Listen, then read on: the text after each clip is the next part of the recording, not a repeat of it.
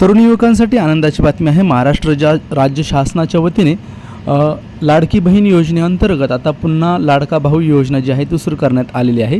या योजनेसाठी आपल्याला जर अर्ज प्रक्रिया कशी असेल याची संपूर्ण माहिती आपण आज पाहणार आहोत। याबाबत शासनाच्या वतीने अधिकृत जी माहिती आहे ती सादर करण्यात आलेली आहे। आपण जर योजनेची जी वैशिष्ट्ये आहेत ती जर पाहिलं तर 12वीच्या विद्यार्थ्यांना, ITIच्या विद्यार्थ्यांना, डिप्लोमा, डिग्री किंवा पोस्ट ग्रॅज्युएशन जर असेल तर अशा तरुण युवकांसाठी हे जे मानधन आहे मिळणार आहे। आपण याच्यामध्ये जर पाहिलं, आपण एखादा विद्यार्थी जर 12वी पास असेल तर 12वी पास असणाऱ्या विद्यार्थ्याला 6,000 रुपये एवढं मासिक वेतन मिळणार आहे। या व्यतिरिक्त एखादा विद्यार्थी ITI किंवा डिप्लोमा झालेला असेल तर त्याला 8,000 रुपये एवढं मानधन मिळणार आहे व एखादा विद्यार्थी पदवीधर किंवा पोस्ट ग्रॅज्युएशन असेल तर त्याला 10,000 रुपये एवढं जे वेतन आहे ते मिळणार आहे। याच्यामध्ये संपूर्ण जी पात्रता आहे किंवा या योजनेचं वैशिष्ट्य काय आहे याची संपूर्ण माहिती जी आहे आपण या ठिकाणी जाणून घेऊया। याच्यासाठी जर पात्रता जर आपण पाहिलं तर अर्जदार जो आहे तो महाराष्ट्र राज्याचा रहिवासी असणं आवश्यक आहे। या व्यतिरिक्त उद्योजकाने कौशल्य, रोजगार, उद्योजकता व नाविन्य विभागाच्या संकेतस्थळावर नोंदणी करणं आवश्यक आहे। म्हणजे आपली जी वेबसाईट आहे या वेबसाईटवरती आपल्याला नोंदणी करणं आवश्यक आहे। महास्वयंरोजगार या वेबसाईटवरती आपल्याला नोंदणी करायची आहे आणि उद्योजकाची स्थापना किमान 3 वर्ष पूर्वीची असावी।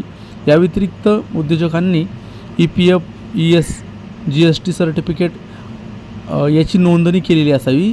या व्यतिरिक्त याची जी पात्रता आहे आपण जर पाहिलं, उमेदवाराचं जे वय आहे ते 18 ते 35 मध्ये असणं आवश्यक आहे। शिक्षण 12वी असणं, ITI आहे, पदविका आहे, पोस्ट ग्रॅज्युएशन आहे। या व्यतिरिक्त तो महाराष्ट्राचा रहिवासी असावा, आधार कार्ड असावं आणि आधार कार्डला बँक लिंक असावी।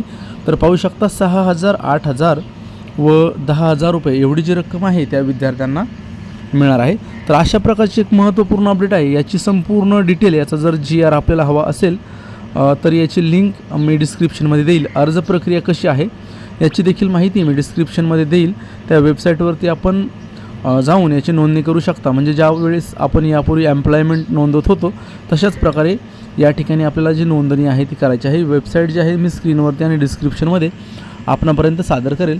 तर या व्हिडिओच्या निमित्तानं मी विनंती करेल की आपण सर्व तरुण युवकांनी यासाठी ऑनलाईन अर्ज करण्याची जी प्रक्रिया आहे ती करून घ्यावी। तर अशा प्रकारची एक महत्त्वपूर्ण अपडेट जी आहे ती आपल्यापर्यंत उपलब्ध आहे। याचीच जर आणखी माहिती उपलब्ध झाली तर आपला वेबसाईटवरती संपूर्ण माहिती सादर केली जाईल। याची संपूर्ण माहिती आणि अधिकृत वेबसाईट मी डिस्क्रिप्शनमध्ये आपणापर्यंत सादर करेल।